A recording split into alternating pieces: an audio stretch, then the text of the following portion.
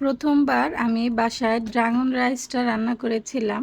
আর এই ড্রাগন রাইসটা খেতে এতটা মজা হয়েছিল, বাসায় সবাই খেয়ে অনেক প্রশংসা করেছে। আর এত মজা হবে আমি ভাবতেই পারিনি।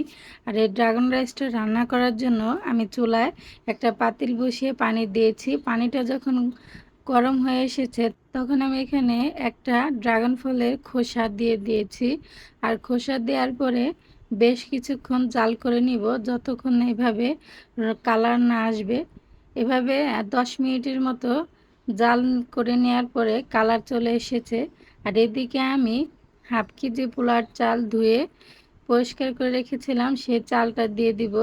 আর চালটা দেওয়ার পরে আমি এখন এই খোসাগুলা তুলে নিব।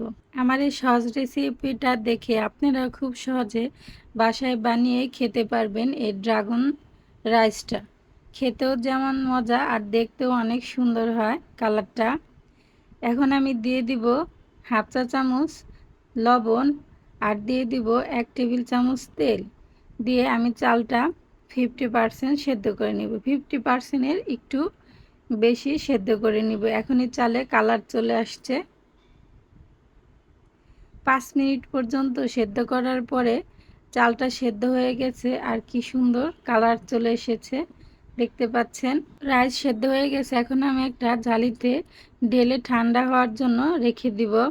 আর এদিকে আমি একটা প্যান বসিয়ে দিয়েছি আর দিয়ে দিলাম 2 টেবিল চামচের মতো বাটার। আর বাটারটা একটু গলে যাওয়ার পরে দিয়ে দিয়েছি রসুন কুচি আর একটু আদা কুচি। এখন এই রসুন কুচি আর আদা কুচিটা একটু ভেজে নিব, বেশি লাল করব না, শুধু সেন্ট বের হলে দিয়ে দিব চিকেনের কিমা। এখানে আমি 1 কাপ চিকেন কিমা করে রেখেছিলাম।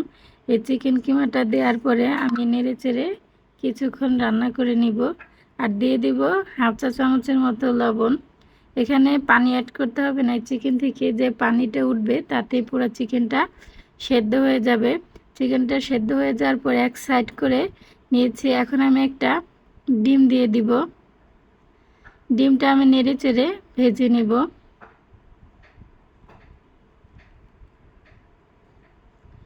এভাবে একটু সময় নিয়ে নেড়ে চেড়ে আমি ডিমটা ঝুরি করে ভেজে নিব। ডিমটা ঝুরি করা হয়ে গেলে আমি মাংসের সাথে নেড়ে চেড়ে মিশিয়ে দিব। এখন আমি দিয়ে দেব গাজর কুচি। গাজরটা দিয়ে দেব একটু আগে, কারণ গাজরটা একটু সেদ্ধ হতে টাইম লাগবে, এজন্য আমি আগে গাজর কুচি দিয়ে একটু নেড়ে চেড়ে রান্না করে নিব। এখন দিয়ে দেব আমি হাফ চা চামচের মতো গোলমরিচের গুঁড়া, দিয়ে আবার আমি নেড়ে চেড়ে নিব। এখন আমি দিয়ে দিব পাতাকপি কুচি আর ক্যাপসিকাম কুচি সবুজটা, আর দিয়ে দিব পেঁয়াজ কুচি, আর দিয়ে দিব 2-3টা কাঁচামরিচ কুচি। এখন আমি সবগুলো সবজি নেড়ে চেড়ে একটু রান্না করে নিব। আর এখানে আপনারা আপনাদের পছন্দ অনুযায়ী সবজি দিতে পারেন। আমি 2 টেবিল চামচের মতো দিয়ে দিব ম্যাগি সস, সয়া সস আর ওয়েস্টার্ন সস, আর দিয়ে দিব 1 টেবিল চামচ চিকেন স্টক। এখন আমি সবগুলো উপকরণ নেড়ে চেড়ে একটু রান্না করে নিব। বেশিক্ষণ রান্না করে নিতে হবে না, আর এই রান্নাটা পুরাটাই হাই হিটে রান্না করে নিতে হবে। এখন সবগুলো উপকরণ যখন আমার মিশানো হয়ে গেছে, দিয়ে দেব আমি সেদ্ধ করে রাখা রাইসটা। সেদ্ধ করা রাইসটা দিয়ে আমি এখন মিশিয়ে নিব নেড়ে চেড়ে। আর আপনারা আমার এই সহজ রেসিপিটা যদি আপনাদের ভালো লেগে থাকে তাহলে আমার চ্যানেলটা সাবস্ক্রাইব করে দিবেন, আমার ফেসবুক পেজটাকে ফলো করে দিবেন। দিয়ে দিলাম 2টা ম্যাজিক মশলা আর হাফ চা চামচের মতো গোলমরিচের গুঁড়া। এখন আমি সবগুলো উপকরণ সুন্দরভাবে নেড়ে চেড়ে মিশিয়ে নিব। আর এই ড্রাগন রাইসটা আমার বাসায় সবাই খেয়ে অনেক প্রশংসা করেছিল। আর আপনারা বাসায় বানিয়ে খাবেন, আশা করি আপনাদেরও অনেক ভালো লাগবে। রেডি হয়ে গেল আমার অসম্ভব মজাদার ড্রাগন রাইসটা। আমি এখন একটা বাটিতে সার্ভ করে নিব।